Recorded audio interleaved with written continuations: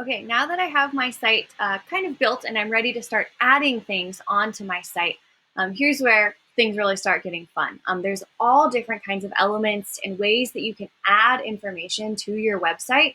And you can get, pretty creative, or you can keep it very simple and straightforward. So the best way to figure out how to add elements to your website is to really just start experimenting and clicking through on the different options that you have. So let's say that this will be my kind of title page, my landing page, or my homepage for my website. So I want to provide some information about what people can find on the website. We have lots of different options on how to do this. I can just insert a text box right here, and it will create a text box for me, and I can begin typing and explaining, what's on the website or where they can go to find things or things like that, right? So um,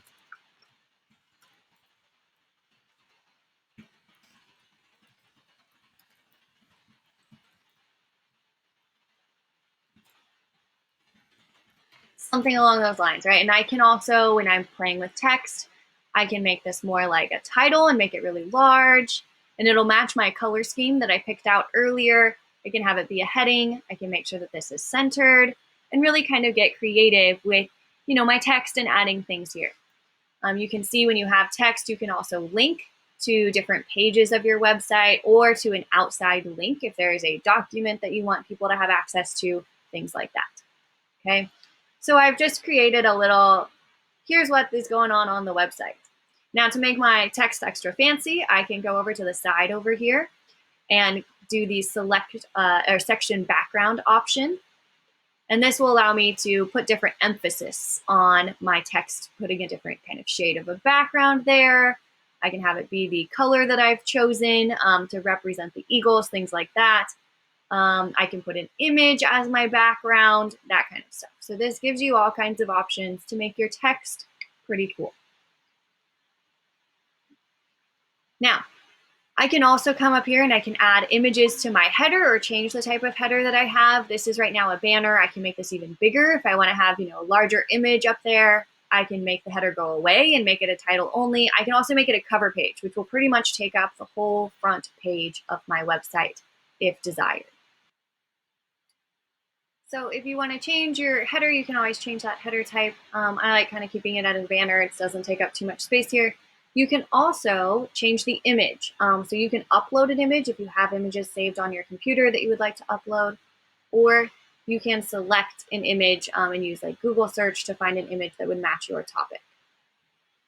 So there are some preset images in the gallery that could be useful and just kind of add some, depth and just different things to your screen. You can also search and it'll give you, searching Google and things like that. It will kind of let you know, make sure that you have access and that you have a license to use those images, things like that. You can also go to your Google Drive and look for images in your Google Drive if you want to kind of upload onto that header screen. You can change your image.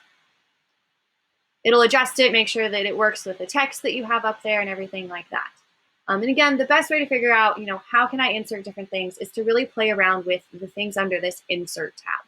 So you can do a lot of it on your own, creating your text boxes or images or things like that, or you can use one of the layouts that's provided. I really like using the layouts. I find it to be really helpful and useful as far as like putting different images together and putting text and images kind of in a really well formatted way on the screen. So I often use a layout, and you can just pull one in.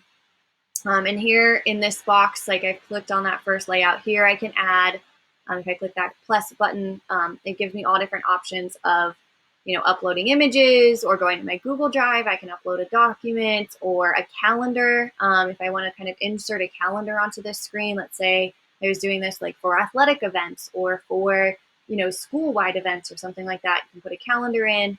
And then you can also add text, right, and kind of give this a title. Maybe this is like a syllabus for the course or something like that. And I can give it a title and say,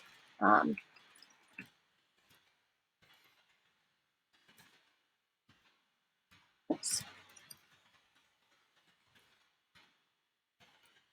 I promise I can type usually. So I can give kind of some instructions about looking at the syllabus and make sure, I go to my Google Drive. This is going to open a little dialog box on the side where I can search through my Google Drive to find the document that I want to upload.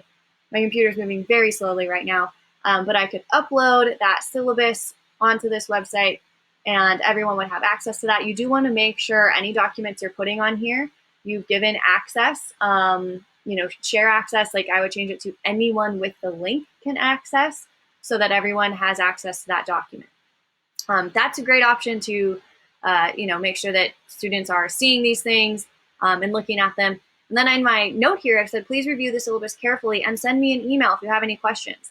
I can turn send me an email into a link directly to my email. So I've highlighted that text. It says send me an email, and I've clicked the link button.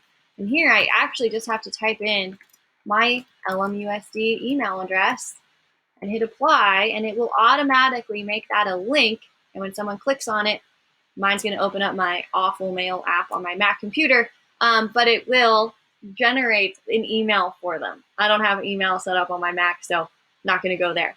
So you can do all kinds of different things here. And then further under insert, so now I kind of set this up, I can add a lot more. I can put a divider underneath here and kind of separate out some of the work.